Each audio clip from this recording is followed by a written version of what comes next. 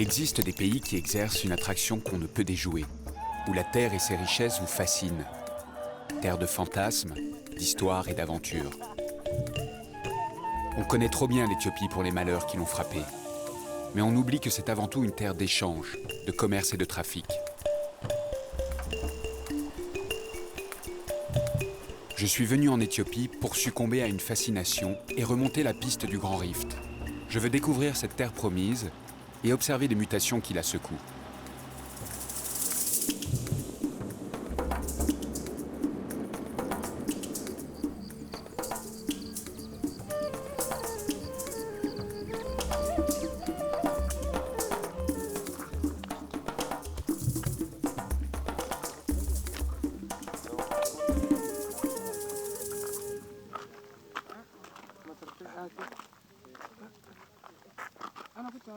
Ma route commence au sud de l'Éthiopie, sur les terres qui bordent le fleuve Omo. Je rejoindrai ensuite la capitale, Addis Abeba, pour gagner Harar et enfin m'aventurer dans les terres du Somaliland, État sécessionniste et démocratique de la Somalie que la communauté internationale refuse de reconnaître.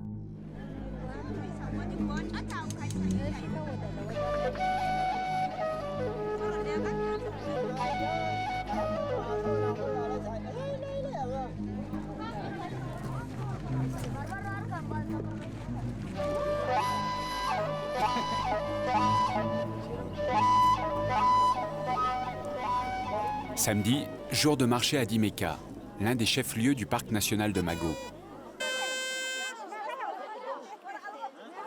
Je suis projeté dans un monde retenu dans le temps, fasciné par ses parures et ses corps d'un autre âge. Les terres qui s'étendent du lac Stéphanie jusqu'au Soudan sont le berceau de la Fédération des peuples du Sud. Tout un archipel d'ethnies posé dans une petite vallée, en marge du développement.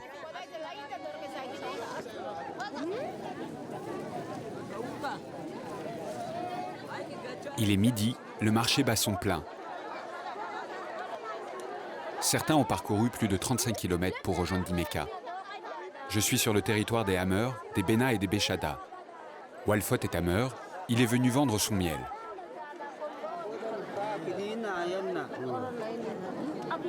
Eh bien, le miel, tu vois, avec le miel, on peut faire beaucoup de choses. Il a plusieurs utilisations. Il n'est pas destiné qu'à la vente. Nous l'utilisons aussi comme offrande au cours de nos cérémonies, par exemple. Pour les grandes fêtes, on le mélange aussi avec d'autres produits. On peut aussi fabriquer de la bière et de l'hydromel, qui sont distribués aux familles. Ça sert à beaucoup de choses, en fait. Et puis, avec l'argent de la vente, on peut acheter tout ce qu'on veut. Car le miel n'est qu'une étape vers la richesse. Je vends du miel pour une bonne raison. Si je vends bien, je peux acheter du maïs et des vêtements, mais aussi des moutons et des chèvres. Mais ce que je veux vraiment acheter, ce sont des vaches et des médicaments. Comme nous avons de grands troupeaux, nous devons souvent soigner nos bêtes.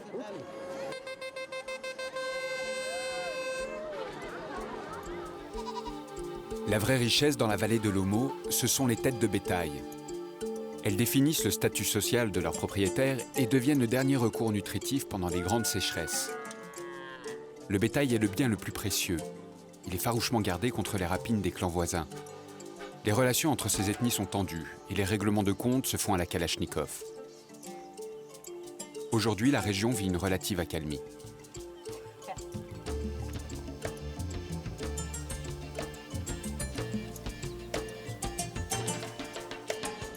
Je pars à la rencontre des Mursis, plus à l'ouest dans le parc du Mago. Ensuite, je reprendrai la route vers le cratère d'El Sod pour commencer ma remontée vers Chachamene.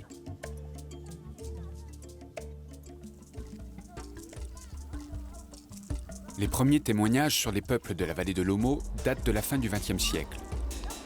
L'hostilité de ces tribus et la difficulté du terrain les ont protégés de l'accélération générale de notre planète. Mais depuis 2005, le gouvernement a décidé de désenclaver la vallée. La modernité a commencé à dérouler son tapis de bitume.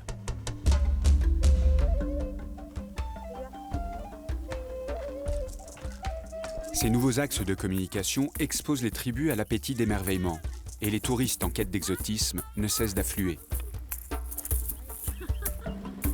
Pour aller à la rencontre des Mursis, je suis accompagné de mon guide Asafa et d'une escorte que l'on m'a imposée.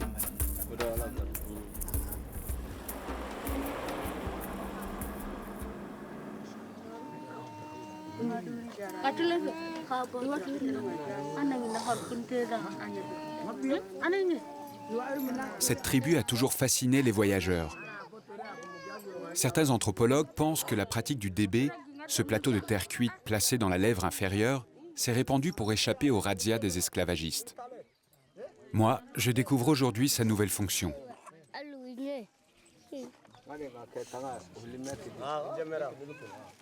Pour pouvoir filmer, nous devons payer. Il n'y a pas de négociation possible. Les peuples de l'Omo ont bien compris la fascination qu'exerce leur parure sur les étrangers. Chaque photo se monnaie, chaque cliché est marchandé et le portrait se vend. La vallée est devenue une galerie d'art à ciel ouvert.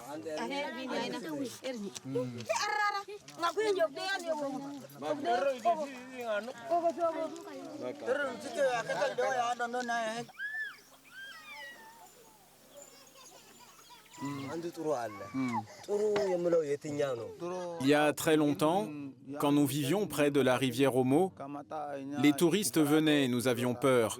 Tout le monde s'enfuyait.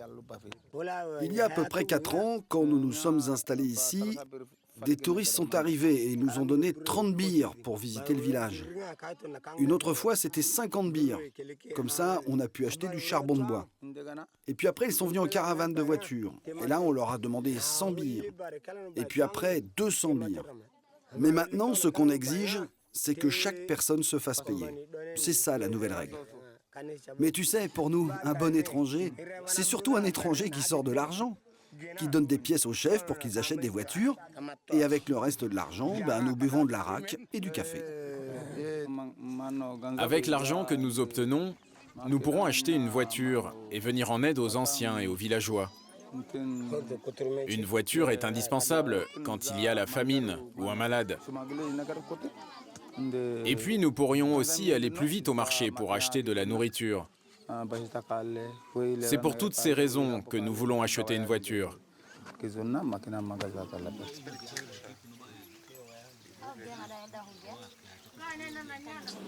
Asafa, mon guide, m'indique qu'il y a encore 2 autres villages à quelques kilomètres.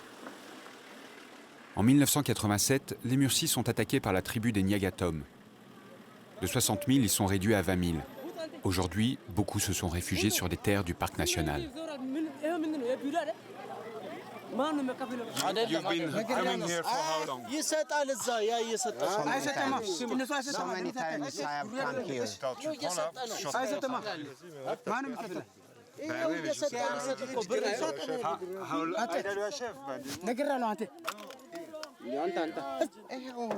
ሊሰጥ ነው ለኔ አይደለም ይከፍላል ለምን አነሳይ ያነሰ እኮ ነው እኔ ነው የምከፍላችሁ አዳ ይሰጥ ነው ብር እየተሰጠ ነው ማን ነው የሚሰጠው እኔ ለምትል ትግል አይደለም ትልቁ ያነሰ እኛ ሊሞት ነው አንተ ነግራለሁ የታባቱ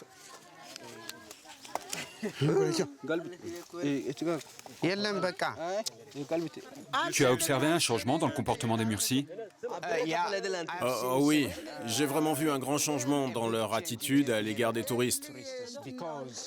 Parce que tu vois, chaque fois que je viens ici avec des clients, ils peuvent vraiment devenir agressifs. Ils les pincent, ils fouillent dans leurs poches et leur volent leurs bijoux. Je suis allé dans beaucoup de villages dans la vallée de l'Omo. Ils peuvent vraiment être accueillants, mais pas chez les Mursis. Je quitte la vallée troublée. J'ai pu mesurer les effets pervers du tourisme, mais j'ai constaté aussi que la population en profitait. Et moi, je me sens coupable d'avoir participé à ce trafic. Sur le chemin, un jeune garçon me propose une réplique en bois de Kalachnikov. Des armes, de l'argent, des voyageurs avides de rencontres sensationnelles. Un cocktail qui me laisse songeur sur l'avenir de la région. Quel visage aura la vallée d'ici une dizaine d'années?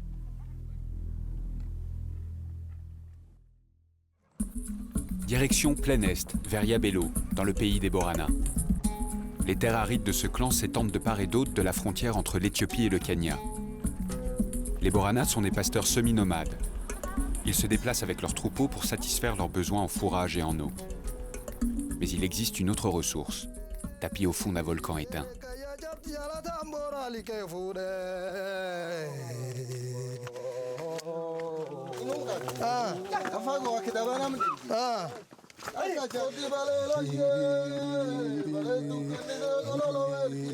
Je descends avec les villageois d'El Sod au fond du cratère. Le volcan ne crache plus de lave en fusion, mais une terre chargée de sel. La saison des pluies vient de se terminer, laissant derrière elle une nappe iodée. Les hommes doivent se protéger avec les moyens du bord contre le sel qui ronge la peau et brûle les muqueuses.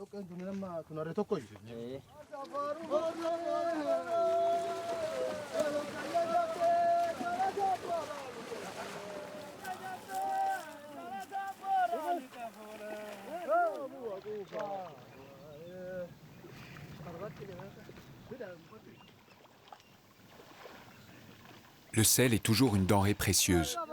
C'est un aliment indispensable pour l'homme et les animaux. Il a toujours fait l'objet d'un intense commerce et a suscité la convoitise. Dès l'Antiquité, les flancs de la caldeira furent aménagés par un marchand grec. On me dit que sa richesse était énorme. Il disposait de plus de 300 ânes et exportait le sel jusqu'au Péloponnèse. Aujourd'hui, le village dépend encore de cette ressource. La terre iodée est prisée par les éleveurs. Un sac est vendu 30 birres, soit un peu plus d'1 euro.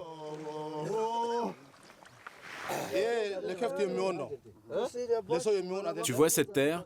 C'est pour les vaches, ce n'est pas pour les humains. Si on les nourrit avec ça, elles grossissent et donnent beaucoup de lait. Et la viande est bien plus savoureuse. Cette terre est très demandée. Elle permet de lutter contre les maladies bovines. En ce moment, on fait de bonnes affaires, mais à l'heure actuelle, c'est très dur. Comme il pleut, l'eau est montée et ça rend le travail plus difficile. Le fond peut être à 12 mètres et c'est très dur de travailler. Seulement les gens expérimentés peuvent faire ce travail. Ce n'est pas ouvert à tout le monde. Tu vois, par exemple, lui, il a remonté 2 sacs. S'il les vend au marché en haut, il va gagner 30 birres pour les 2. Mais si on les exporte aux alentours de Moyale, on peut toucher 100 birres pour les 2. Je quitte El Sod, persuadé que le volcan, longtemps encore, crachera sa terre salée et fertile.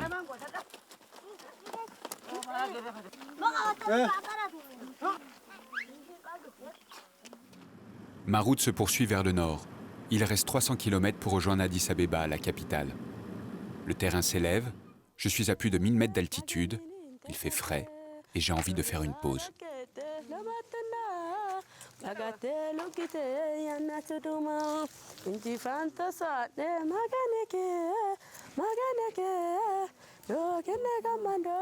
Je rencontre Morkenesh, Genet et Alamnesh dans leur verger. Les 3 sœurs récoltent le fruit le plus emblématique de l'Éthiopie, le bouna, le café. La culture du café est née en Éthiopie, dans la région de Kaffa. C'est le pilier du commerce extérieur éthiopien. Sa culture emploie 2 millions de personnes. Chaque année, une armée de petites mains récolte, trie et torréfie plus de 200 000 tonnes de graines qui régaleront les palais de New York à Singapour. Si beaucoup de gens participent, on peut rassembler 50 à 100 kilos. On récolte les fèves mûres qu'on vend tout de suite. Mais on prend aussi les sèches qu'on pourra stocker pour la prochaine saison des pluies. Si on récolte 50 kilos, on nous les achète 65 €. Moi, je me pose ici, invité par les 3 sœurs et leur mère à déguster le précieux liquide. En Éthiopie, le café se consomme sous toutes ses formes. Avant d'en faire une boisson, les Éthiopiens affectionnaient les grains grillés en friandises ou mêlés à du beurre. Les guérisseurs lui vouent encore de grandes vertus médicinales.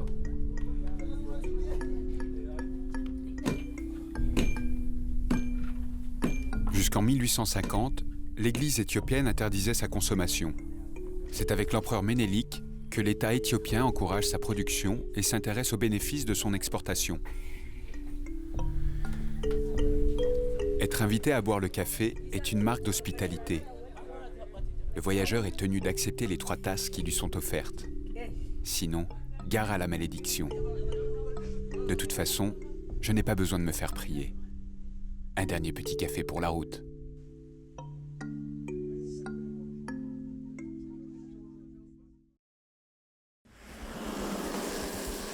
Mais pour moi, les étapes sont toujours de courte durée.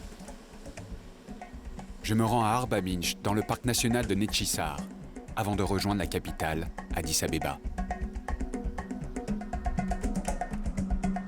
La ville surplombe les lacs jumeaux Abaya et Tchamo, séparés par une langue de terre, le pont du paradis.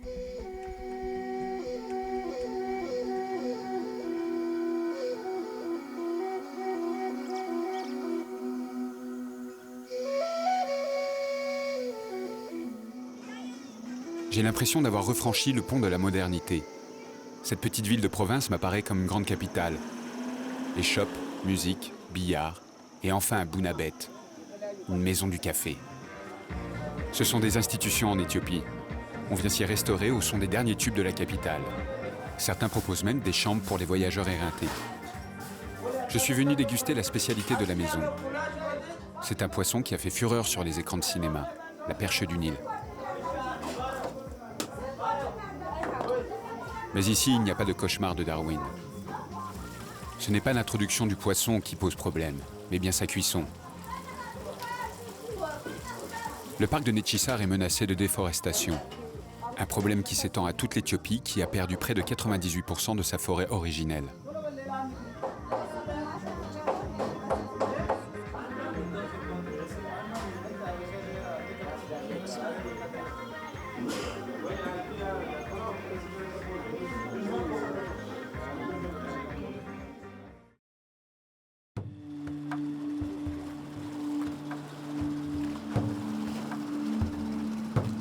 Le lendemain matin, l'immensité du lac Tchamo s'offre à moi.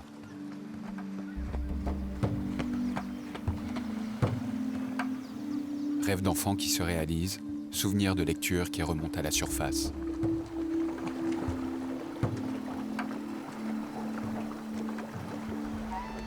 Je frissonne en découvrant la richesse de cette faune africaine. L'Éthiopie est une véritable arche de Noé. Elle abrite sur ses terres plus de 40 espèces endémiques. Aujourd'hui, le gouvernement tente de préserver ces écosystèmes. Il joue la carte de l'écotourisme et annonce de grandes campagnes de lutte contre le braconnage des espèces protégées, comme le crocodile du Nil ou l'éléphant. Pour les hommes qui vivent sur ces rivages, le lac est avant tout un moyen de subsistance. Je veux rencontrer l'un de ces pêcheurs qui jette ses filets dans cet environnement hostile. En longeant les rives, je finis par tomber sur un campement.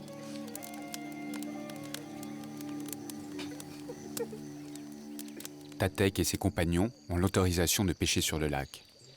À 33 ans, il rêve de reprendre les études et de trouver un travail qui lui permettrait de sortir du marigot. Mais pour l'instant, il commence sa semaine de travail. En bref, si j'arrive le lundi, je repars le samedi. Je reste une semaine entière. Et le dimanche, je rentre chez moi pour me reposer avec ma famille. Dans la nuit du dimanche, je prends la route pour revenir ici. C'est comme ça notre emploi du temps. Mais tu sais, il y a des pêcheurs qui restent un mois entier dans leur campement sans voir leur famille. Tu veux que je te raconte ce qui arrive avec les crocodiles ? J'ai beaucoup d'amis qui sont morts et dont on n'a jamais retrouvé le corps, mais seulement leurs vêtements. Il y en a aussi dont on n'a retrouvé que les restes après avoir été déchiquetés. Nous n'avons jamais pu les enterrer. Ils disparaissent dans le lac. Il y a aussi les hippopotames qui nous attaquent. Il n'y a pas longtemps, 2 de mes amis sont morts. Et puis nous devons faire très attention au vent. Lorsqu'il se lève, il peut retourner notre embarcation et même la disloquer. Mais celui que nous craignons le plus, c'est le crocodile. Il a mangé beaucoup de gens.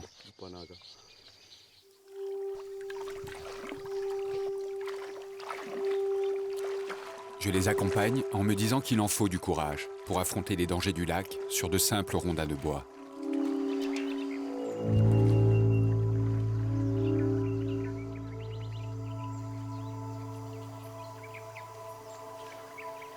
J'admire ces hommes qui chaque jour, au risque de leur vie, poussent leur embarcation pour aller ramasser leurs filets. Les meilleurs jours, ils peuvent gagner 20 €. Mais les pêches miraculeuses se font de plus en plus rares. Tatek m'explique qu'il y a trop de pêcheurs et que la demande sans cesse croissante épuise les ressources du lac.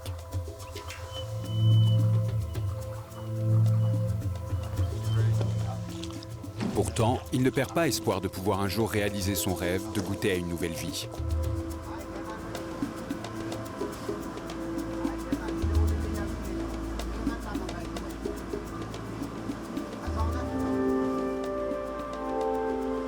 Je n'ai pas pu résister à l'envie d'aller voir l'Omo.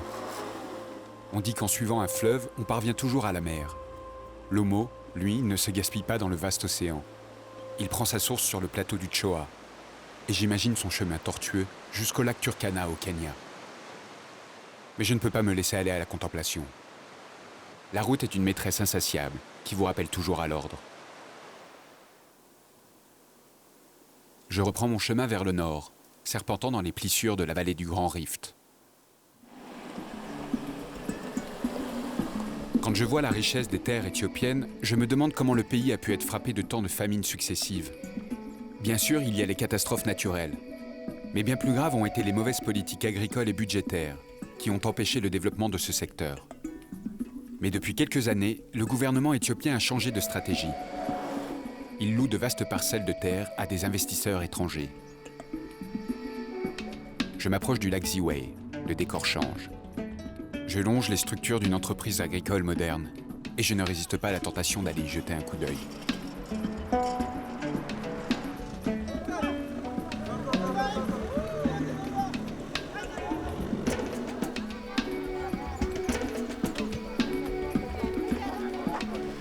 Les gardes m'apprennent que la société Share a été fondée en 2005 au Kenya, où il disposait de 300 hectares.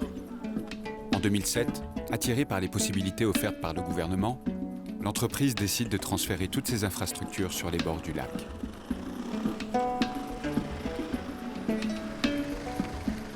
C'est accompagné d'Elina Moulat, chargée en communication, que je vais pouvoir découvrir ce qui est cultivé sous les grandes serres.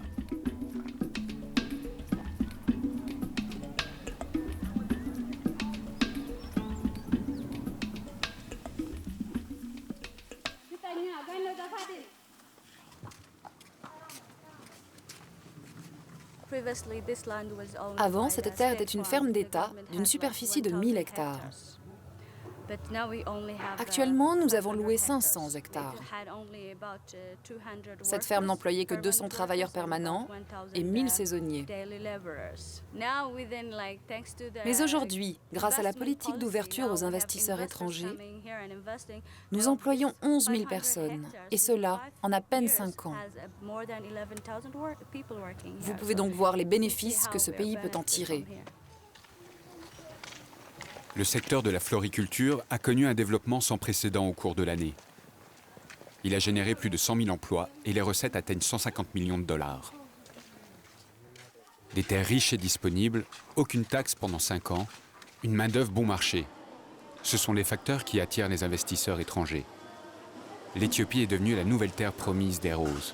Elle est le deuxième pays exportateur derrière le Kenya. Ces roses-là, nous les envoyons directement en Hollande. Il y a plusieurs sortes de qualités. Mais nous avons aussi des clients en Norvège pour cette variété. Nous en avons également en Russie, en Suède et bien sûr dans d'autres pays du monde. Cette variété de rose est très demandée. J'espère que cette entreprise continuera d'investir les moyens nécessaires à la préservation du lac Ziway et ainsi de pouvoir continuer d'apprécier les bonnes notes des roses éthiopiennes.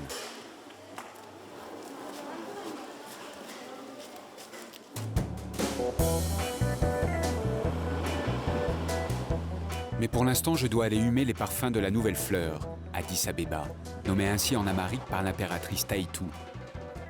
C'est elle qui décide à son époux, le grand Ménélik, à venir planter ses quartiers généraux dans cette plaine en 1892. La capitale n'a pas effacé les traces de son passé communiste. Après la chute de l'Empire en 1974, le pays est maintenu sous le joug du général Mengistu, le Négus rouge. militaire opportuniste allié à l'Union soviétique. Aujourd'hui, la guerre froide est bien loin. La ville veut faire peau neuve. Le gouvernement doit rattraper le temps perdu et les capitaux étrangers commencent à affluer.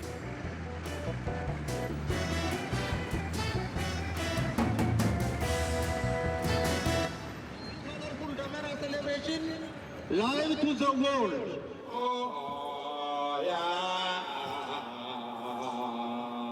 Sur la grande place de la ville se prépare une cérémonie religieuse, la célébration de Mescal. Toutes les congrégations de la ville se dirigent vers la place.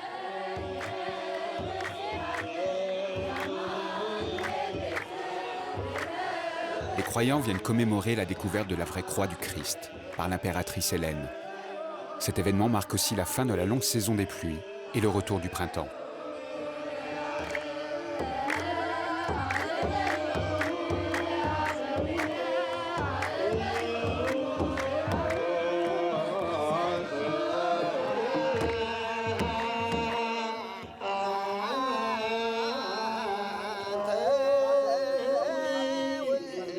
Cela faisait longtemps que je n'avais pas assisté à une fête religieuse d'une telle intensité.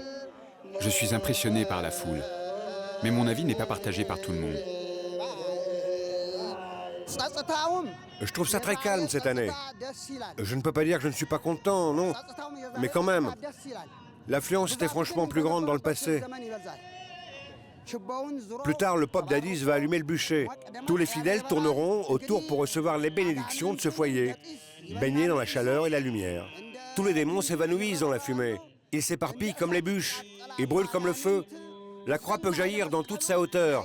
Elle est notre force et notre fierté. C'est notre arme de combat. C'est la croix.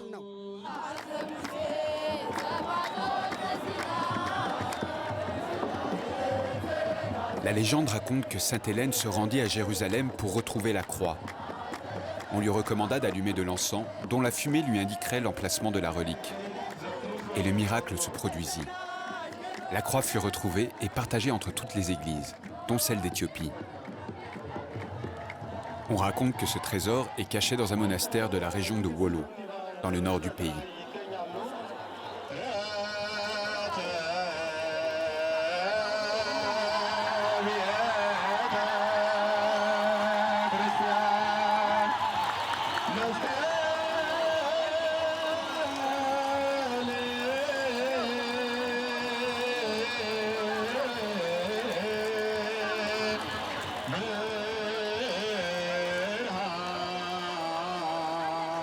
Je suis fasciné par cette ferveur.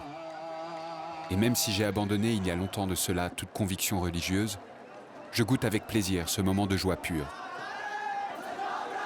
Et sans m'en rendre compte, j'accroche aussi mon regard aux volutes de fumée, qui m'indiqueront peut-être le chemin d'un trésor à découvrir.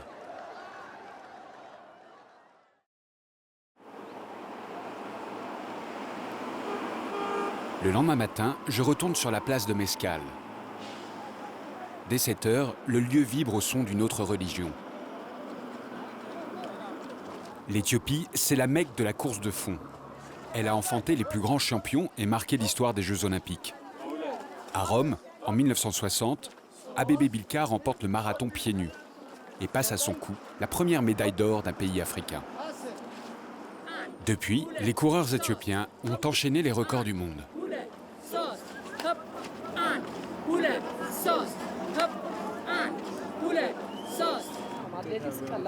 L'athlétisme, pour nous, c'est plus facile que d'autres sports.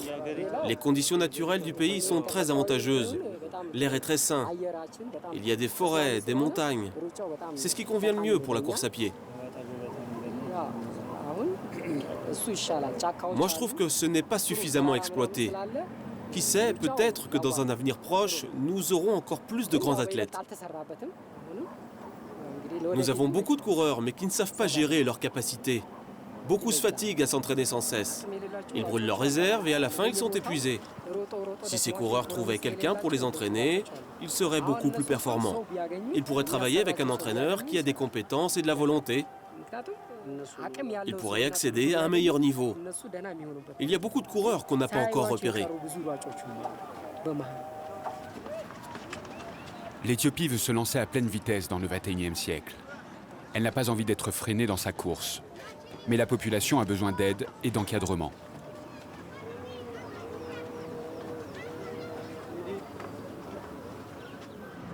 Dans les rues d'Addis, je découvre le drame le plus terrifiant qui puisse frapper une société.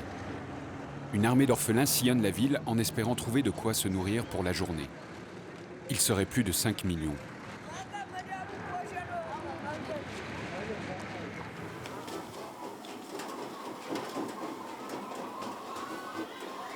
Dans les faubourgs, je rencontre une femme qui a mis tout son courage et son énergie pour panser cette plaie.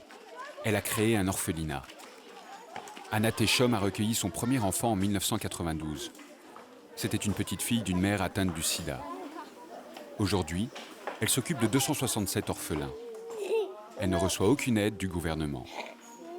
C'est la générosité des donateurs étrangers qui lui permettent de gérer sa structure.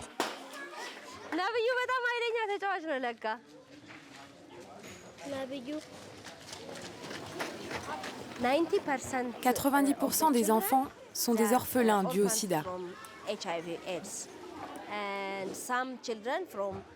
Certains sont des enfants des rues et la plupart sortent des prisons juvéniles. Après avoir fini leur peine, ils retournent dans la rue. Et moi, je veux arrêter ce cycle. Quand ils sortent, je veux qu'ils viennent ici. Nous créons une situation de famille et les autres enfants qui sont déjà ici donnent beaucoup d'amour aussi. Nous apportons un soutien psychologique. Nous ne faisons pas que les nourrir. Nous les conseillons individuellement et nous organisons des thérapies de groupe. Nous faisons plusieurs choses pour les rendre heureux et pour les préparer à la vie sociale. Quand je lui demande s'il ne serait pas préférable que ses enfants soient accueillis dans des familles d'adoption, sa réponse est sans appel. Je n'aime pas l'adoption. Parce que mon sentiment est que les enfants qui sont nés en Éthiopie doivent grandir en Éthiopie.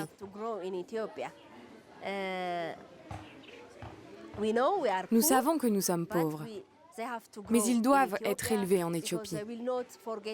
Ainsi, ils n'oublieront pas leur pays, ils n'oublieront pas leur identité. Et s'ils grandissent ici, c'est mieux. Certaines personnes veulent aider ces enfants. Mais au lieu de les emmener dans d'autres pays, moi je préfère les aider ici. Je n'aime pas l'adoption. Véritable choix cornélien, qui ne peut être résolu que par des convictions intimes et personnelles. Ce qui est sûr, c'est que ce mal ne pourra être endigué que lorsque le gouvernement éthiopien s'attaquera efficacement au problème du sida. Je reprends ma route vers l'est, direction Harar, dernière étape éthiopienne avant de me présenter aux portes du Somaliland. Il ne me reste que 2 jours avant mon rendez-vous au poste frontière. Je prends un avion, un peu dépité de ne pouvoir franchir les gorges profondes de la vallée du Rift.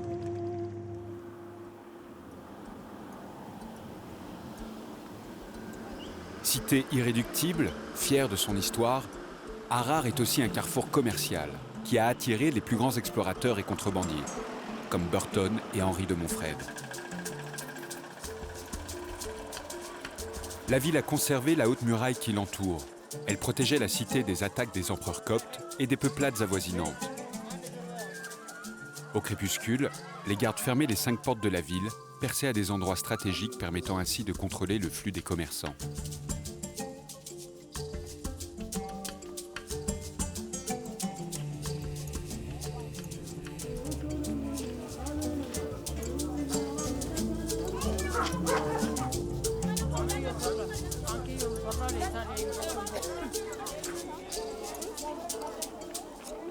À la sortie de la ville, il y a un marché que l'on nomme le Dubai Market. J'imagine un énorme duty-free aux étals luxueuses. Mais rien de tout cela. Le Dubai Market est un marché classique africain. Ce que je trouve toujours fascinant est l'art de la récupération. Rien ne se jette, tout se recycle. En matière de décroissance, les Africains ont beaucoup de choses à nous apprendre.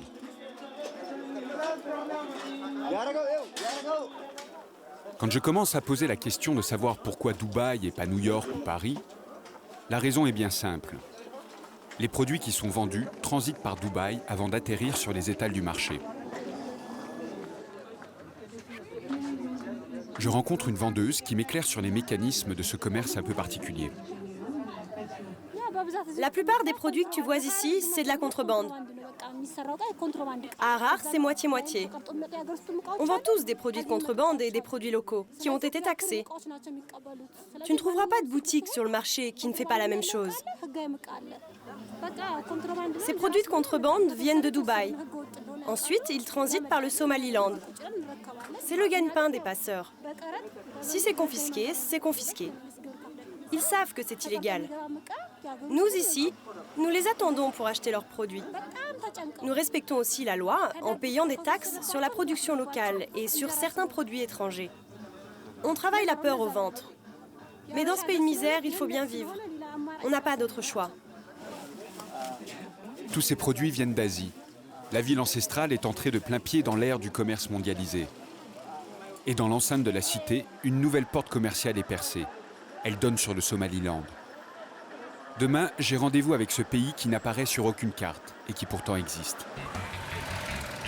Mais avant de me présenter à sa frontière, un petit tour chez le barbier s'impose. Sur les murs du salon, Bob Marley, Marcus Garvey, avocat de la philosophie panafricaine, le Christ et l'empereur Haïlé Sélassié. Je mesure à quel point les Éthiopiens sont iconophiles. Tout en me faisant raser, je médite sur ces figures emblématiques qui ont marqué l'histoire du peuple noir du XXe siècle. Et je me demande pourquoi Obama ne figure pas encore dans ce panthéon.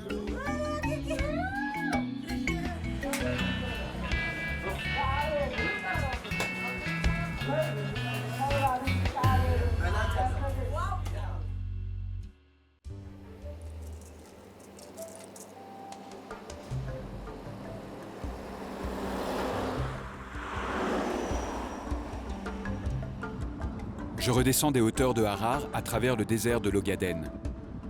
J'avale les kilomètres, impatient d'arriver enfin à Togo-Tchale, le poste frontière du Somaliland.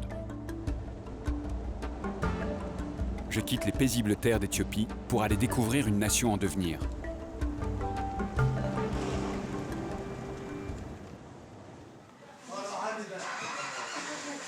Généralement, je déteste me heurter à une frontière. Ligne imaginaire dessinée par des technocrates qui veulent brider votre liberté de mouvement. Mais là, je ressens une certaine fierté à recevoir le tampon officiel du Somaliland. Les autorités m'ont prévu une escorte qui m'accompagnera pendant tout mon séjour. L'autre Somalie, celle des milices Shebab et du chaos absolu, est à plusieurs centaines de kilomètres. Le kidnapping est un levier idéal pour déstabiliser un pays. Donc le gouvernement prend toutes les précautions.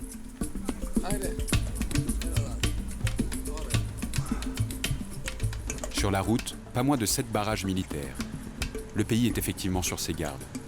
Mais avec mon escorte Ismaël, je passe sans difficulté.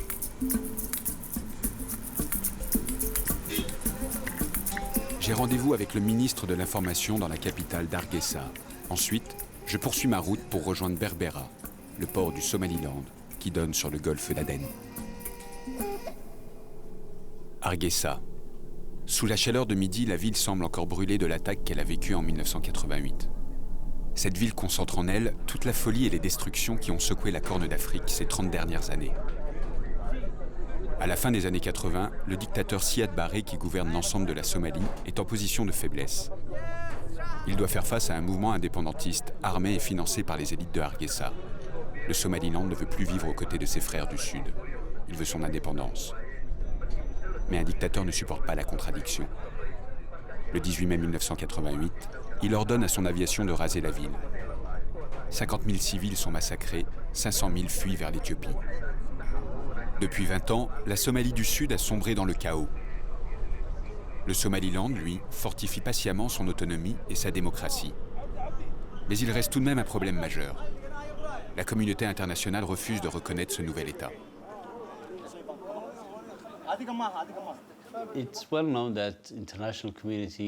Tout le monde sait que la communauté internationale et que chaque pays suive leurs intérêts personnels. Il y a aussi ce qu'on appelle la géopolitique. Et donc, on peut dire qu'en Afrique, il y a toujours eu plusieurs situations de conflit dues aux frontières et que l'Union des États africains a toujours eu des difficultés à résoudre ce genre de problème. Plutôt que d'essayer de comprendre pourquoi ils refusent de nous reconnaître, je préfère leur demander de regarder ce que nous avons accompli. Ils doivent analyser la légalité de notre cas. Ils doivent regarder la réalité du terrain et reconnaître notre stabilité et notre indépendance. Et la démocratie que nous avons réussi à construire, et les élections que nous avons menées, ce qui a été rarement atteint en Afrique. Et même certains pays reconnus ne peuvent pas réaliser ce que nous avons fait. Ils doivent prendre en considération tous ces facteurs, et nous leur demandons de revoir leur position et de nous reconnaître.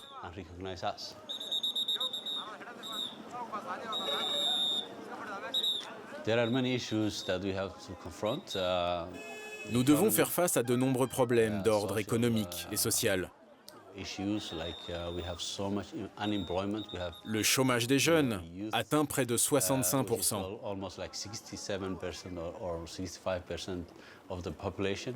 Et nous ne pouvons leur offrir du travail quand ils sortent diplômés. J'imagine que cela doit être dur d'avoir 20 ans au Somaliland.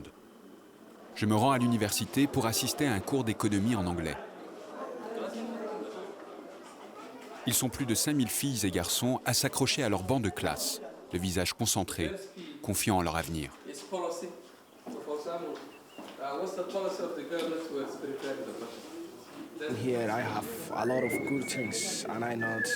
Ici, il y a plein de bonnes choses pour moi. Et je n'ai pas prévu de quitter mon pays. Je veux obtenir mon diplôme.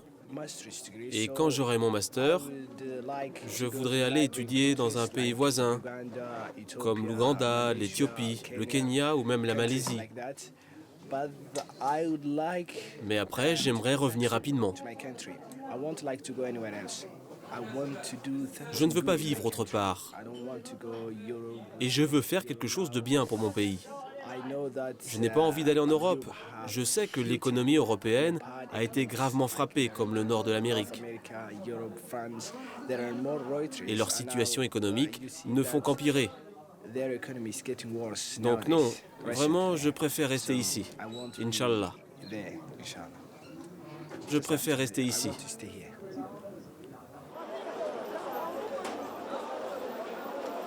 Rester pour construire est pour moi un véritable acte de courage. Je me demande combien de temps cette belle volonté peut perdurer. Et si les Somalilanders, à force de voir cette communauté internationale jouer la politique de l'autruche, ne finiront pas par perdre confiance. Mais pour l'instant, l'espoir perdure, les affaires continuent. Conséquence directe de ce délaissement diplomatique, le shilling du Somaliland ne vaut rien. La Banque centrale tente désespérément de stabiliser son cours. Mais face à l'implacable loi du marché, le shilling s'effondre.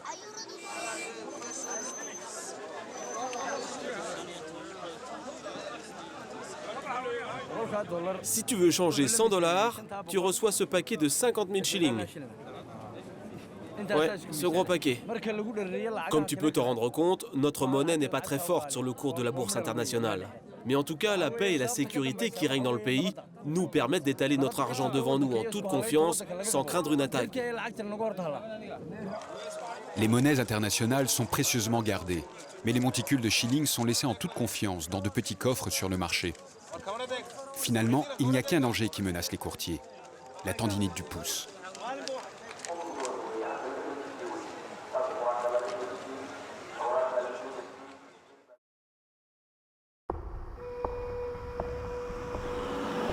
Au revoir donc, car j'espère bien revenir un jour et voir si la petite capitale a réussi à convaincre les grandes instances internationales de la laisser accéder à la cour des grands.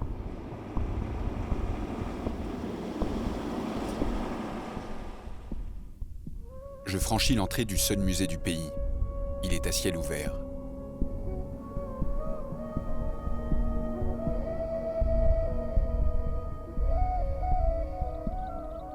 Ce sont les grottes de Lasgil. Le site a été redécouvert en 2002 par des archéologues français. Lasgil signifie « le puits des chameaux ». Il était un refuge pour les pasteurs. Plus de 5000 ans me séparent de ces hommes, accroupis, le bras tendu pour dessiner leur bien le plus précieux. Des vaches ornementées de parures, le pis gonflé du lait de la prospérité. Les peintures, préservées par des conditions climatiques favorables, ont conservé leur éclat des premiers jours. J'ai même l'impression de sentir l'odeur des pigments néolithiques.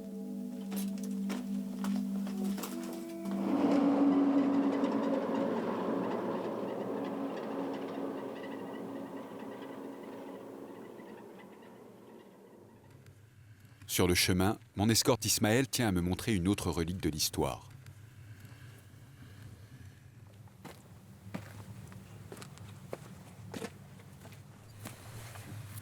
Le sable chaud n'a pas encore englouti le passé douloureux de la lutte fratricide entre Mogadiscio et le Somaliland. Je sais qu'Ismaël a participé à ces combats et qu'il jouit d'ailleurs d'une certaine renommée pour ses faits d'armes. Je me suis fait connaître au cours des combats que j'ai menés au sein de l'unité 99, qui se battait souvent près des côtes. J'ai aussi participé aux combats qui se déroulaient dans cette région. Mais ma renommée, je l'ai acquise en infiltrant les troupes des forces gouvernementales de Mogadiscio. Je faisais du renseignement. Et que pense-t-il des milices islamiques Chebab qui font régner la terreur dans le reste de la Somalie? Les Chebab sont une plaie, ils ont tort. Il faut les éliminer, sinon ils risquent de se propager dans toute la Corne d'Afrique. Pas de reconnaissance internationale et des fous de Dieu qui souhaitent leur naufrage. Le Somaliland n'est vraiment pas aidé. Et pourtant, sur le visage d'Ismaël, je perçois une certaine quiétude qui me rassure pour leur avenir.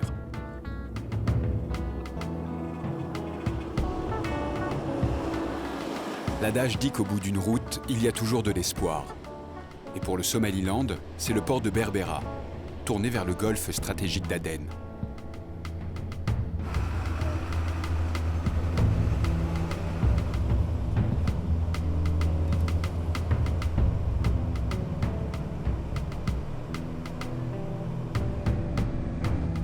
Je peux rester des heures à contempler l'activité d'un port. Voyage immobile, où l'imagination se laisse embarquer vers des horizons sans fin.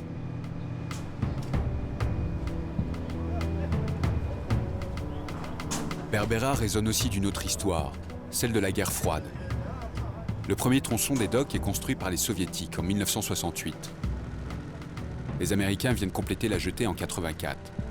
Mais cette fois, le grand vainqueur est du côté russe. Les responsables du port sont catégoriques.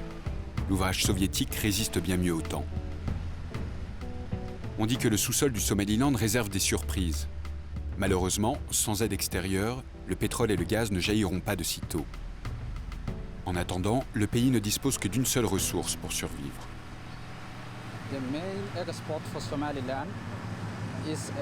La principale exportation du Somaliland, c'est le bétail. C'est capital pour l'économie du pays. Dans l'année, nous exportons 2,5 millions de moutons et de chèvres et plus de 100 000 vaches. Nous exportons aussi plus de 80 000 chameaux chaque année. C'est capital pour nous. Les chameaux sont exportés vers l'Égypte et l'Arabie Saoudite. Les chèvres et les moutons, nous les expédions vers l'Arabie Saoudite et le Yémen. Les bovins, c'est vers les Émirats et le Yémen. Mais le port n'exporte pas que des grappes de rumsteak vers la péninsule arabique. Plus loin, je constate que le Somaliland n'est pas revanchard à l'égard de ses frères du Sud.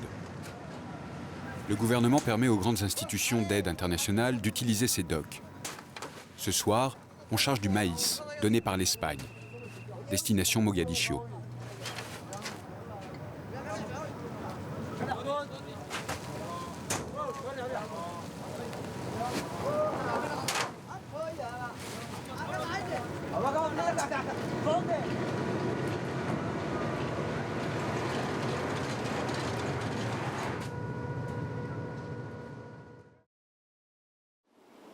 Le lendemain, je découvre enfin la ville, déjà écrasée par la chaleur. À 7 heures du matin, il fait plus de 37 degrés. L'avenir du pays dépend de ce port qui donne sur l'un des détroits les plus stratégiques de la planète. L'Éthiopie, avec la guerre contre l'Érythrée, a perdu tout accès à la mer. Pour remédier à cette situation, elle mise sur Berbera. Les deux pays ont signé un accord commun pour faciliter le trafic. Un corridor commercial a été mis en place. Ahmed, le directeur, l'a bien compris. Il faut profiter de cette nécessité. Son rêve est de détrôner le port de Djibouti.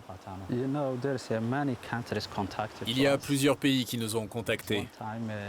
Une fois, une compagnie de Malaisie est restée faire une étude, ainsi qu'une entreprise chinoise. Mais les deux derniers à être venus sont Bolloré, la compagnie française, et le cheikh Ahmed du Koweït. Ils sont les investisseurs potentiels pour développer cet endroit dans le futur. Les dés de la compétition sont jetés et Berbera attend avec impatience qu'il révèle le vainqueur.